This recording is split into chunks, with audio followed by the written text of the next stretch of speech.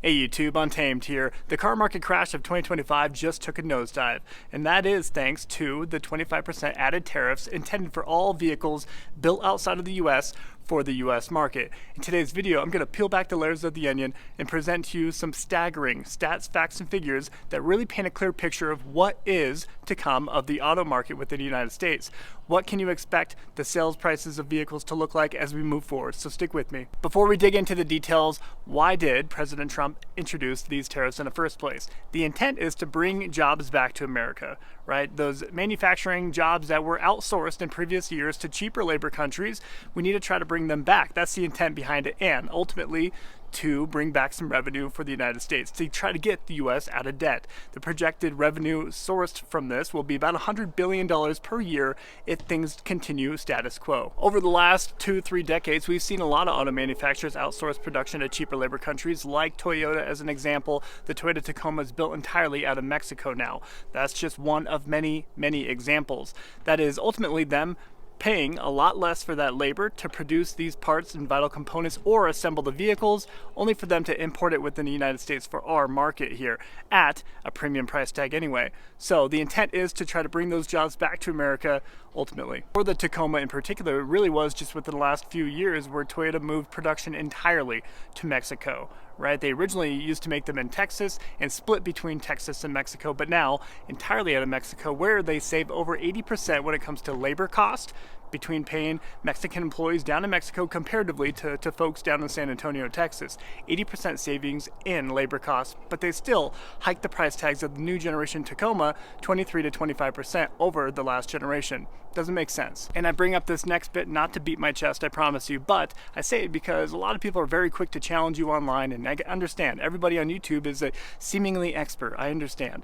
But I do hold a PhD in industrial organizational psychology, an MBA, and I did have a very successful nationwide auto brokerage service that I offered for over a year before pivoting to my full-time career here. So I do love this stuff. It does align with my personal passion. I say that because, well, it took me 3.5 decades to look 20, so that doesn't help anything. Just some real quick background. We had the North American Free Trade Agreement introduced in 1994. This ultimately was intended to eliminate tariffs and non-tariff barriers between United States, Mexico, and Canada. Well, Canada and Mexico have really found a few different loopholes where they're outsourcing production from other countries like China. China is building and assembling components, sending them through Mexico, ultimately intended for the US market. So there's loopholes within it that were intended really just for our neighbors. But this 25% added tariff does impact, of course, Mexico and Canada now. If you watch my channel, you understand that I follow the car market very, very closely. I personally believe, and I understand this is going to be an unpopular opinion, but I do personally believe that we will not be as impacted by this added 25% tariff by vehicle manufacturers. And what I mean by that is vehicle manufacturers do not have the luxury right now to hike up prices 25%. They don't get that option. They don't get that choice. They're sure they can do it, but those vehicles will not sell. Go to any dealership within the US right now, walk the lot, and you're just gonna see lines upon lines of unsold inventory. Inventory levels have been growing at a compounding rate over the last 3 years. In fact, over the last 2.5 years, we've seen a 120% growth rate of available new vehicle inventory within the US. That is astounding and absolutely unprecedented. So what I'm getting at is the vehicles right now, the way they're priced currently, are far out of touch with reality when it comes to actually selling them. Americans are not flocking out and buying them right now at the quote-unquote pre-tariff pricing.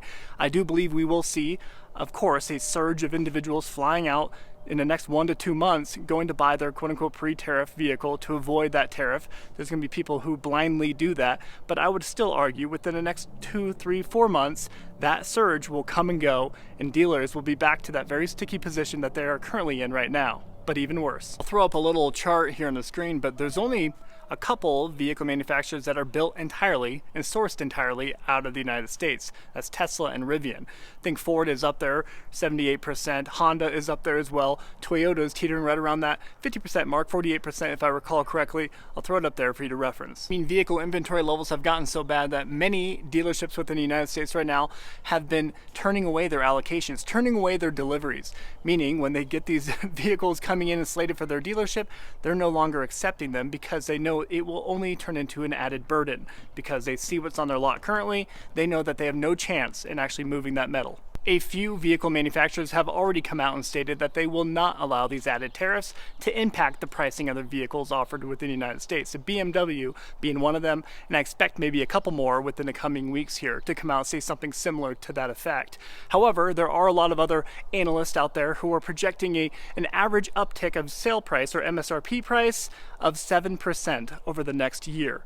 A lot of folks are thinking that right now, but just for context, the average sale price of a vehicle sold in 2024 was $48,405.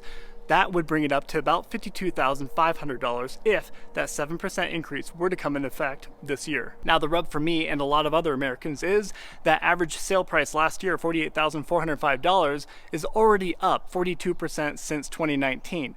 We've already been exhausted. The American people are tired of paying these inflated price tags. You can't help but feel that quality has gone down tremendously, all while those prices have been shot to the moon. It just doesn't make sense for so many people. And because of that, so many folks are holding on to their vehicles so much longer. Instead of trading their vehicle every 3 to 5 years, they're holding on to it for maybe 5 to 7, 5 to 10 years now. People are quickly realizing that it is much wiser to hold on to your vehicle, your working, functioning vehicle, and performing the necessary maintenance and service to keep it on the road much longer comparatively to buying a brand new vehicle right now, especially with current prices. And the tricky part of it all is these tariffs don't just impact the vehicles that are built and fully assembled in other countries and then imported into the US. We're talking the parts, pieces, and components too.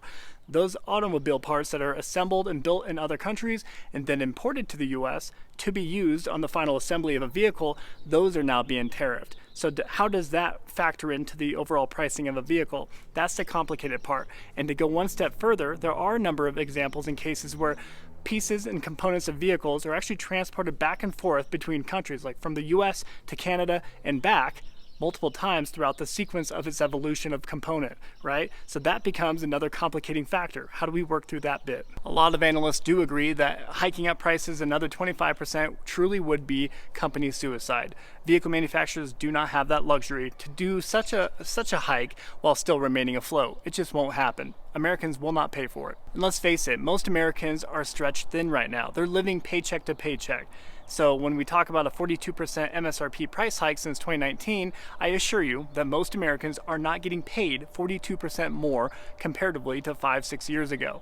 The cost of things have far surpassed the amount that people are getting paid. Wages have not kept up. The average monthly payment on a new vehicle purchase this last year was just over $760 per month. If you own a truck, over half of the individuals with an auto loan for a truck right now out are paying over $1,000 per month. And if you bought a used vehicle within the last year here, the average monthly payment is $525. I mean, the cost of everything has Americans struggling bad right now. It's a compounding issue across the board. It really does feel like death by 1,000 cuts.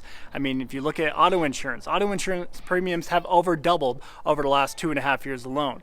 That is insane. In some states, we're seeing a 60 to 70% compounding growth rate of auto insurance premiums. That's wild to say out loud. I mean, just look at credit card debt. Credit card debt is a clear indicator of people using their last resort in order to make ends meet. The national average credit card debt is just over $1,000 per American. Per household is just over $9,200.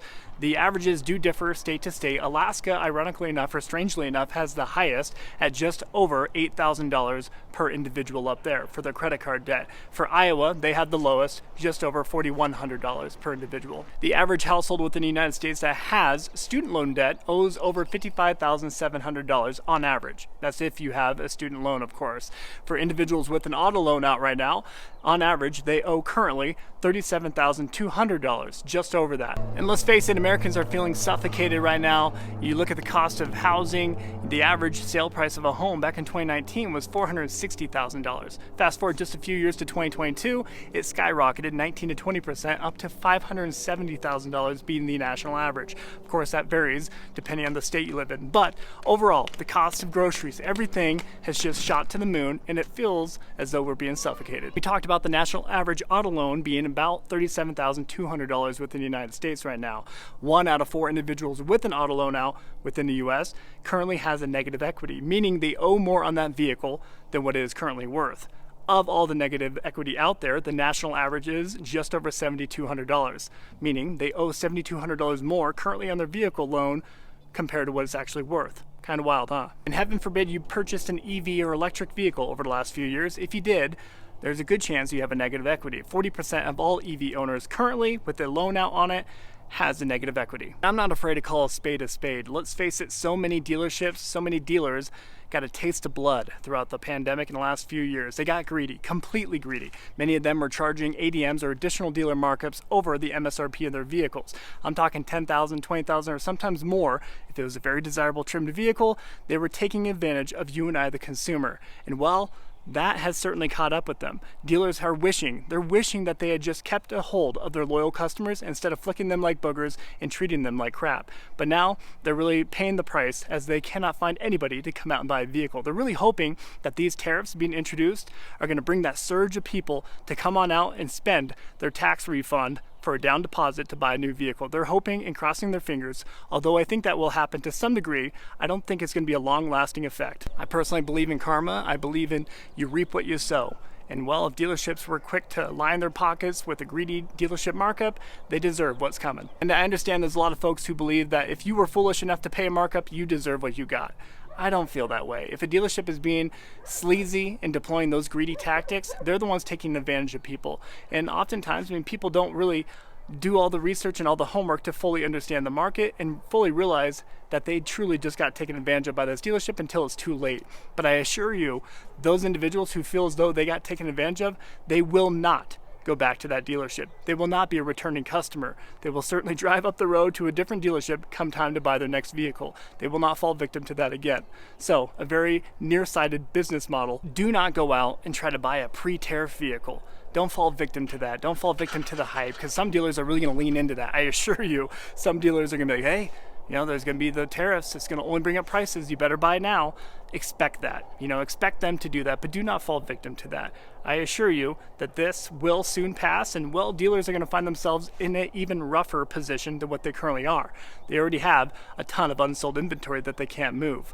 So things are going to get worse before they get better. Banks are already clamping down, and they're already not issuing loans out like candy like they used to. And they're certainly not going to do it on an inflated purchase price tag. So if they're trying to hike up the prices of that vehicle even more right now, there's an even less chance that that bank is going to offer or issue that loan to you. 1 out of 5 auto loans that were applied for throughout the last 2 quarters were denied by banking institutions across the U.S. 1 out of 5. They're denying loans because of the repo rates that are happening. People are defaulting on their loans. So we're seeing the highest level of 30-day, 60-day, and 90-day auto loan delinquencies within the U.S. since the 08-09 recession, the highest level since that time. And really, if we continue at the current trajectory, we are expected to surpass the 08-09 recession number of defaults. With that said, it should come as no surprise that we did see a 23% uptick in the number of repossessions that took place in 2024 comparatively to what took place in 2023. And for context sake, I'll give you the numbers. Back in 2023, we saw 1.5 million vehicles repossessed, 1.5 million within the US. Fast forward 1 year to 2024, we saw 1.85 million vehicles that were repossessed. And if we continue at this trajectory, they're expecting up to 2.1 million vehicles to be repossessed here in 2025. It's a compounding issue. Let me know what your thoughts are. Do you think these added tariffs are going to serve as the final nail in the coffin of the car market here in 2025?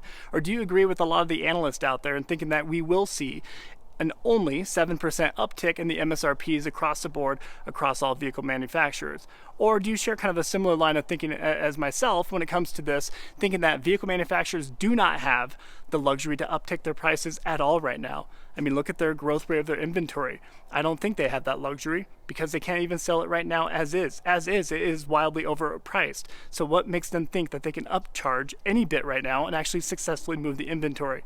Let me know what your thoughts are. So I'll wrap up the video there, guys. As always, I do sincerely appreciate you taking the time to tune into these videos. If you found any value whatsoever, I do respectfully request that you please consider liking and subscribing. Your support means a lot, and it certainly doesn't go unnoticed. Until next time.